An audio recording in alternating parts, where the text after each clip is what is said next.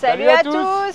Bon, dans cette vidéo, on fait les 7 cascades. D'ailleurs, ils étaient super gentils les gens. Ouais. Et ils nous racontent un peu cette histoire de coupure de courant en Équateur. Bah, ils verront. Voilà, vous allez voir que c'est pas un problème seulement de climat. Ensuite, comme on en a déjà parlé dans certaines des vidéos, vous allez voir qu'en Équateur, les tribus, ça ne rigole pas. Dans la zone des montagnes, ouais. Vous allez voir les petits affichages qu'il y a un petit peu partout. Et on fait la route en direction du volcan Quilotoa, 4000 mètres d'altitude. C'était éprouvant. Alors bonne vidéo et dans la prochaine, vous verrez le volcan Quilotoa. Ciao. Ciao. Bienvenue sur la chaîne XCG Family, où vous pourrez suivre notre aventure.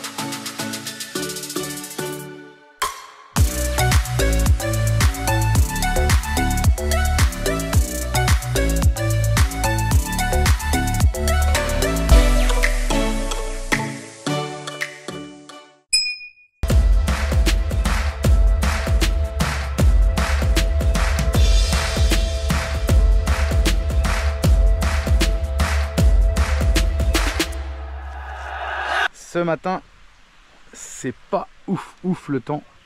Ce midi, c'est... Ouais. Je suis levé depuis 6 h et là ça sort seulement à 11h36. Putain, vous êtes grave. Bon allez, du coup on va aller voir les 7 cascades. Regardez là le cacao pour aller chercher une vraie galère là. Allez, c'est parti. Donc ça c'est la maison du guarda-park. Donc c'est privé. On va avoir 5 cascades et après il y en a 2 autres qui appartiennent à quelqu'un d'autre. Apparemment ils ont des poissons ici. On va aller voir. ¿Pero qué hace con eso? Ah, c'est pour les consommer. Donc là ils sont petits, après ils les mettent à un autre bassin. Et quand ils sont grands, bam, ils les attrapent et ils les bouffent. Et que peces? Tilapia? Ah, tilapia. Ah, c'est ce qu'on avait mangé là. Si, on en a mangé, ouais. Ok, regardez les seins d'abeilles minuscules.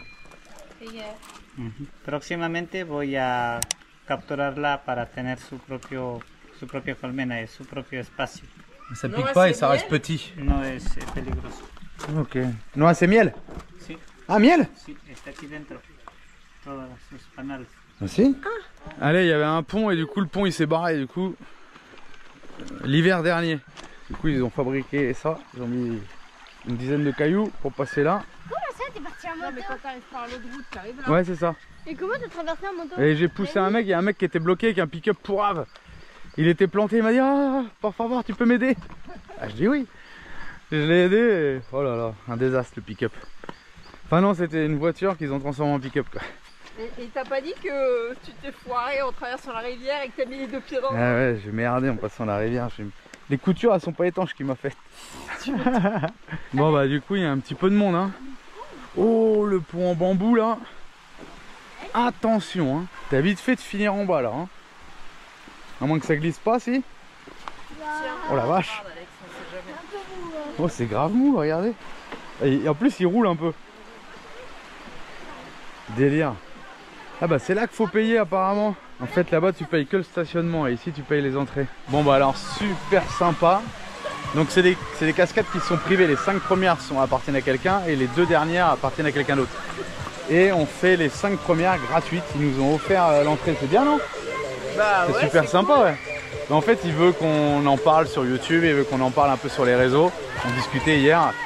Et je pensais pas qu'ils allaient nous l'offrir, donc c'est super sympa parce qu'on économise 4,50 $. Ils veulent promouvoir le lieu et le côté un peu écologique dans le respect de la nature. Ouais, ça commence avec la grosse enceinte qui est à côté avec la musique.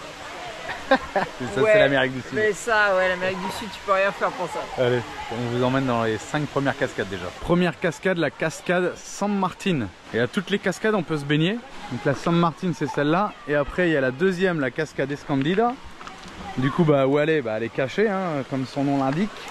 Elle est Escondida, voilà, elle est là. Donc ça, c'est la deuxième cascade.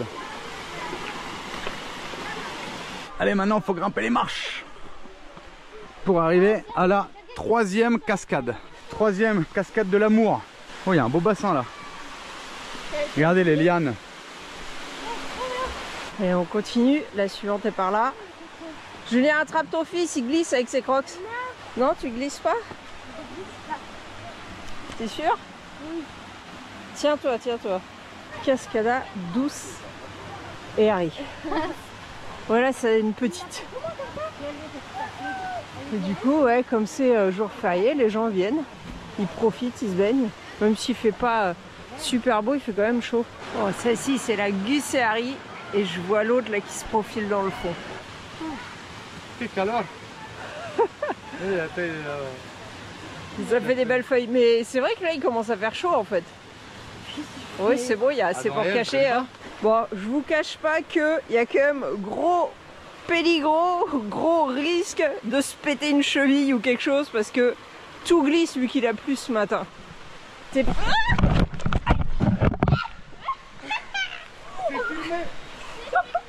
vrai? Je me suis fait super mal. Je viens de le dire à l'instant. Tourne-toi. Je viens de le dire aussi à l'instant. Tourne-toi. Parce que je me suis fait très mal. Ah, ça va. Ça va. Oh, la batterie externe. Les légumes au vinaigre. Tourne-toi, Marie. Oh. Bon, voilà, je voulais montrer ma belle feuille. Attends, parce que ça va pas exploser. Non. Bah, ça aurait coulé partout déjà. Oh! Moi, je fais des battle flips. Lui, c'est celui qui s'est retrouvé.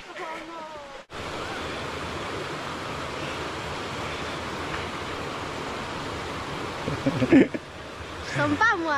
Ah, regardez la grande cascade là-haut là. Bon, du coup, on laisse passer les gens et on va manger là tranquille pour l'instant. C'est sympa là. Est-ce qu'il y en a qui vont tomber? Mais qu'est-ce que tu fais? Oh. Oh là là! Oh là là! Allez, je te fais faire tout ça! Regardez, regardez! Lui, il va suivre le cours d'eau là, il va tomber là-bas. Regarde mon pull! On descend jusqu'au dernier petit pas. Oh là là! Qu'est-ce que t'as ramené, Alex? Bah, la hydratation. Oui, c'est vraiment un gars d'Amérique du Sud. Il a ramené sa radio, non mais sans rire. Mais qu'est-ce qu'il fout avec sa radio quoi?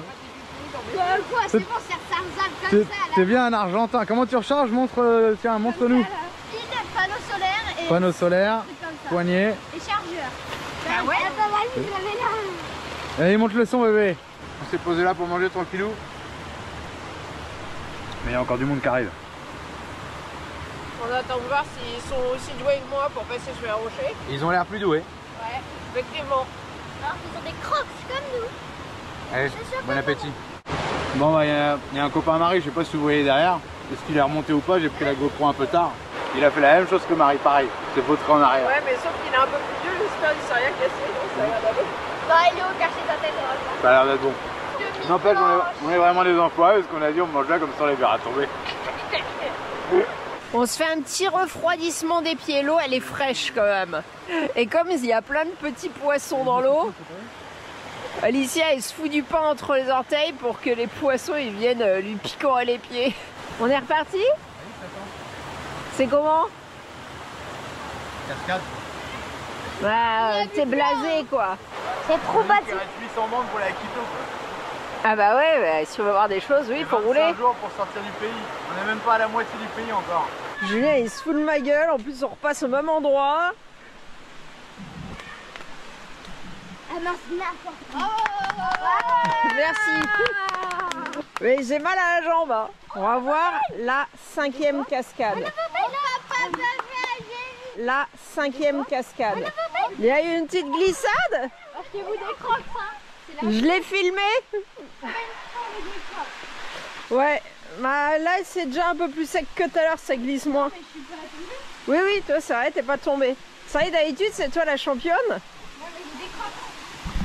Avec les crocs, maintenant elle est sauvée, elle sait marcher. Un Cascada El Gran Zapanal. Allez, c'est le nom de cette 5e cascade. Elle est belle. Bon, j'ai fait une petite analyse. En hiver, il y a 8 mètres de profondeur et en été, il y a 3 mètres. Attention. L'accès à la cascade, c'est 2 $ le stationnement et 1 $ par personne pour faire les 5 premières cascades. 50 centimes pour les moins de 7 ans. Et pour faire les 2 dernières cascades, on paye encore 1 $. Alors nous, on n'a pas fait les 2 dernières cascades. Julien a envie de rouler, d'avancer, parce qu'il ne nous reste plus beaucoup de jours en Équateur. On a encore beaucoup de choses à voir. Donc, je pense qu'on a vu la plus importante, c'est la dernière là. Oui, Tu dis, c'est le nom qu'il y a sur les panneaux, donc je pense que c'était la plus grande. Ouais. regardez comment le bambou il fléchit. Avec 87 kilos. Oui, 87 kilos, félicitations Julien. Vous vous rendez compte? Je faisais 104 kilos. 87. Sans faire d'effort. L'altitude. Ouais. C'est l'heure de nourrir les tilapias. On est revenu en bas, il nourrit ses poissons. Je mange pas. ¿Qué comida para peces? Bon, on est revenu au parking, je comprends pas, il y a plein de monde dans les cascades et il n'y a pas 50 000 voitures non plus. Quoi. Il y a un beau camion là-bas, je sais pas à qui c'est là, mais il est pétaculaire, non? XTJ Family. XTJ, ça vous plairait un camion comme ça? Ouais. Ouais, moi aussi ça me plairait. Quand on voyageait, qu'on voyait ça, on se disait oh là là. Bah oui. Et à chaque fois que je passais devant Man à Bondoufle, Évry Bondoufle, je disais putain un jour j'aurai mon Man. Bah voilà, c'est fait. Et en plus on est en Équateur, truc de fou. Mais bon avec un petit 8.8 ça aurait été mieux quand même. Hein. Après, je vais pas le dénigrer parce que ce camion est pétaculaire pour le voyage. Vraiment top. Mais un petit 8.8 quand même. Ça y est, on est parti. Et tiens, des fois vous nous demandez, ouais, vous n'arrivez pas des fois à demander du sponsoring ou de la gratuité sur des choses. Bon bah voilà, là par exemple, la cascade, il nous a pas fait payer les 4,50 plus $2 de stationnement, il nous a fait gratuit. Donc voilà à quoi on peut, qu'est-ce qu'on peut gagner de temps en temps quoi. Voilà, faut qu'on fasse attention, il y a un câble. Ciao. Non, gracias a vos.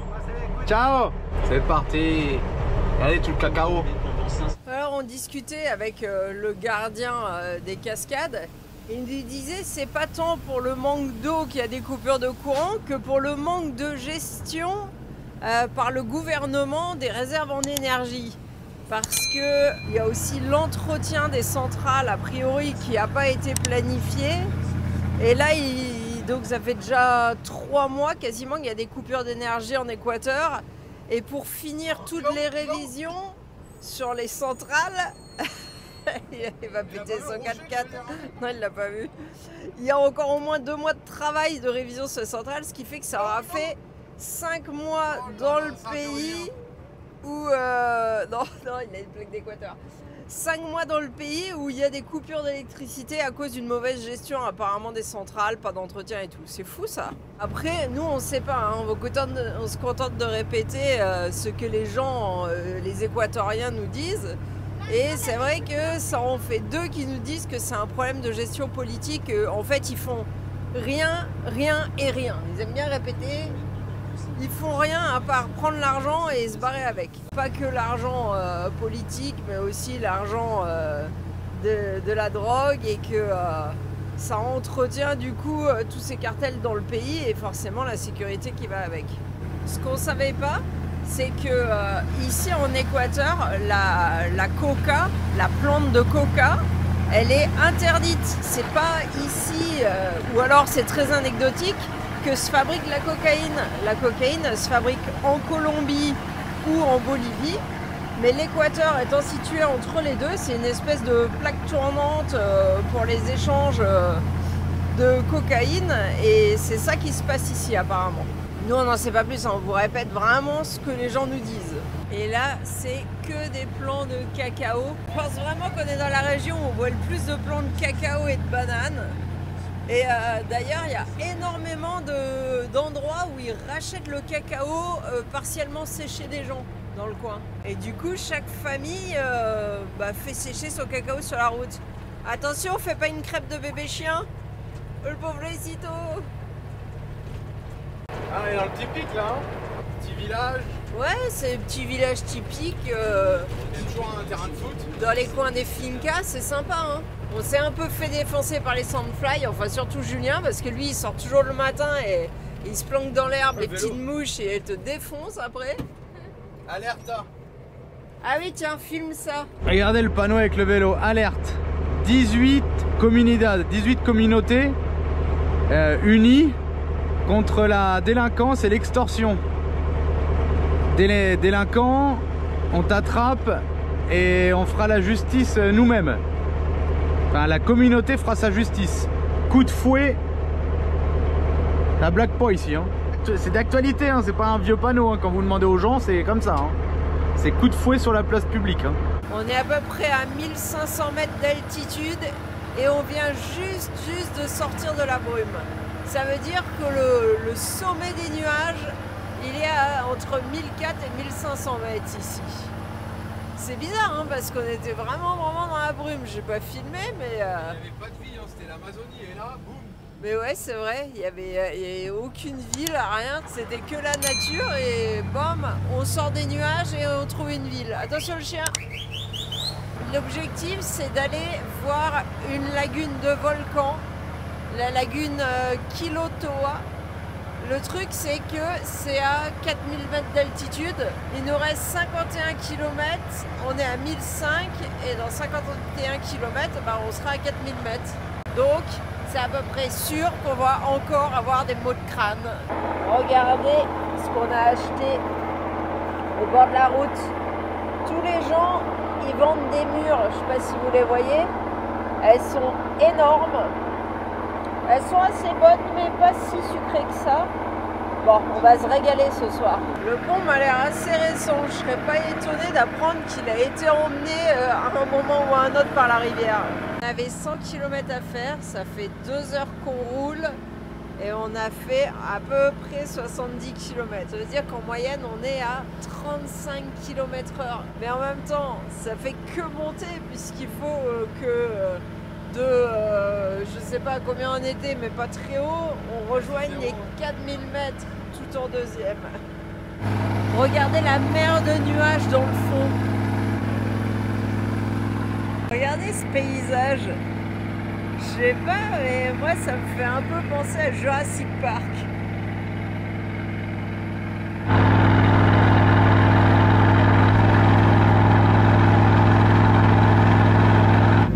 Au-dessus des nuages, la XTG Family. Toujours au-dessus. Putain, on fait que grimper. 100 km, plus 4000 mètres de dénivelé, on va mettre 3 heures.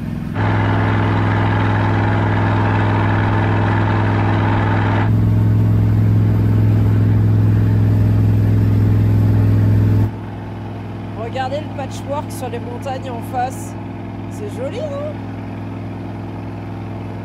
Ça y est, 4000 mètres. Il nous reste 16 km pour arriver au lac. On va redescendre à 3005 pour remonter à 3009. Ah, super. Ah, bah, il y a des nuages maintenant à 4000. Que passo? Je suis dégoûtée, il nous restait quoi, 10 km et en fait le GPS il nous faisait prendre une route qui n'existe pas. Ah si, une piste.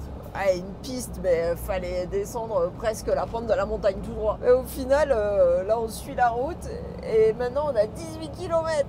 Bon bah on va rouler à la nuit encore. Hein. Pourtant on n'est pas parti tard, mais 100 km c'est très long à faire. Enfin, on y est. Imaginez on passe pas sous l'arche. Non, ça va aller haute. Ah non, j'avais pas vu derrière. 3h45 de route pour faire 100 km. On a pris 4000 mètres d'altitude en plus. Et on a perdu 20 degrés. Ah ok, gracias. On va pas risquer de péter l'arche. Hein. Ouais, c'est mieux.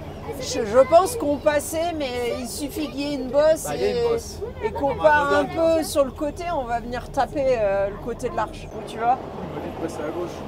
Ah oui, il y a une autre route là-bas. Bon, finalement, on est rentré par une autre route un peu plus loin.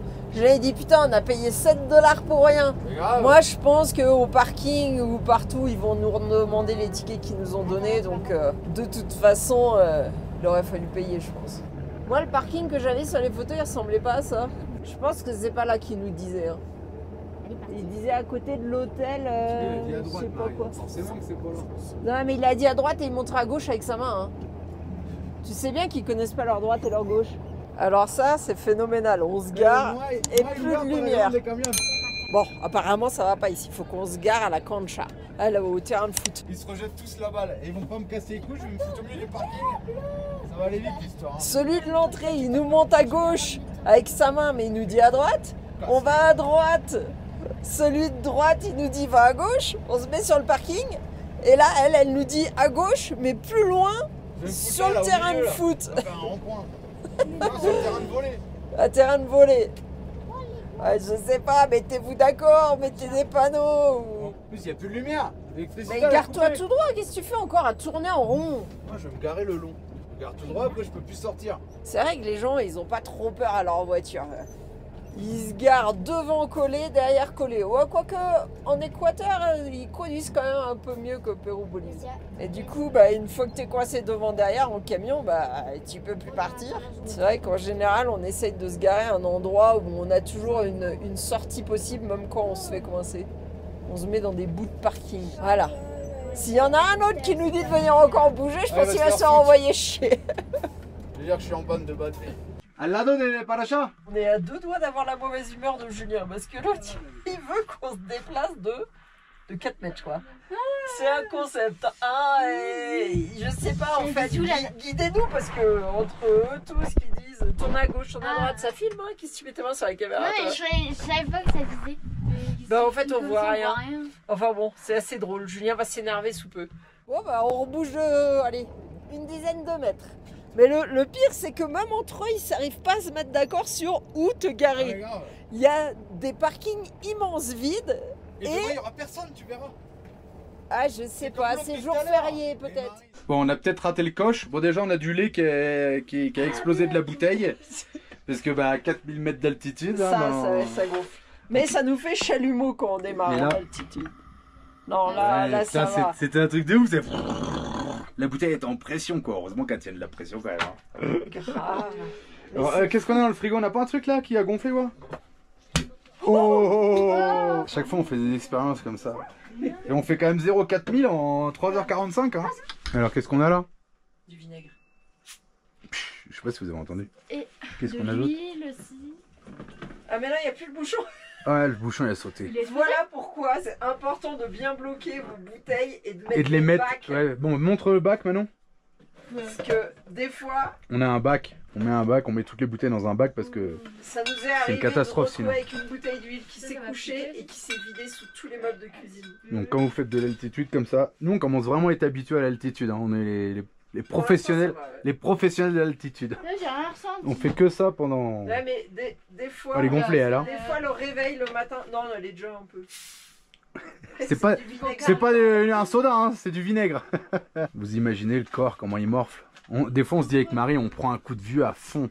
Et je pense que ça nous défonce la tronche l'altitude comme ça. Monter, descendre, monter, descendre. Je perds en permanence mes cheveux et je pense que...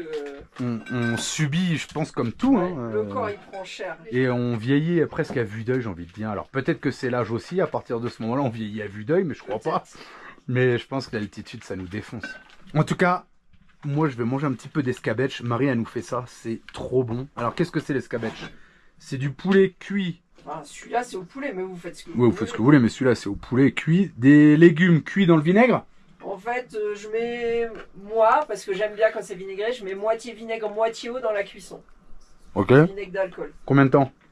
Bah, le temps que les légumes soient cuits, la viande soit cuite. Ok. D'abord, je fais rissoler la viande, mais bon, vu que je fais des quantités, j'arrive jamais à la faire dorer. Ok. Ensuite, voilà. Tu vides le vinaigre, tu le jettes. Après, voilà, tu sors comme si c'était des pâtes ou du riz normal. Ouais. Et après tu mets dans l'huile. À ce moment-là, tu peux mettre des épices, du sel, parce que je cuis dans de l'eau salée. Mais là, j'avais pas dû en mettre assez, puisque ça me manque un peu de sel. Donc j'aurais dû remettre des épices un petit peu avant de les noyer dans l'huile. Ouais, parce qu'après, là, voilà, ils baignent dans l'huile. Et on va les aromatiser. Le sol, mais après, chacun fait ce qu'il veut. On peut mettre de l'huile d'olive. On fait ce qu'on veut. Ah, tu devrais m'en faire un l'huile d'olive. Ouais, mais l'huile d'olive est tellement forte qu'après, t'as plus... Et là, maintenant, tu vas nous mettre du sel. D'où? Des salines. Du Pérou. Des maras. Les sels des maras. Je t'attends maintenant. Ça, les abonnés attendent. Dites-leur qu'elle est lente cette fille. Allez, sale. Est-ce que c'est pas assez salé? Il veut pas démarrer lui. C'est du sel fumé. Dis-moi stop. Je te remercie. Qu'est-ce que tu manges toi? Du acide laitier. Vous êtes cru en Argentine? D'où vous avez acheté ça encore? Tu m'étonnes qu'on a pu un radis. Et regardez, ça fait un an malade. Regardez en Équateur. Il y a des espèces de code barres sur tous les trucs et il y a le prix. Alors, tout le monde ne suit pas forcément le prix, mais En général, c'est au prix Ouais, indiqué. si tu vas au Galapagos, ça vaut 4 $. Non, au lieu d'un $1,25. On va dire, ouais, au moins 3 $. 3 fois plus. Hein. Bon, je vais pouvoir manger. En attendant la prochaine vidéo, vous pouvez aussi nous suivre sur Instagram et Facebook. Ciao!